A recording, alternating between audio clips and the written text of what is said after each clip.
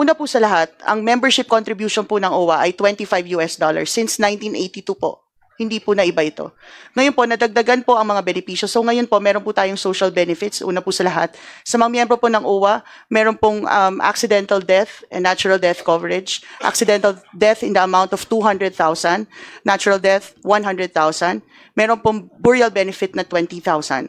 Ito po yung sa parang mala insurance coverage po ng OWA membership. Of course, nandyan din po yung repatriation, reintegration assistance, of course, access po sa scholarship program po ng OWA for dependents. Meron din pong training and upskilling sa mismong OFW.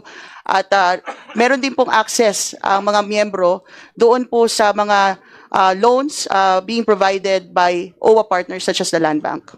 What are the programs under reintegration?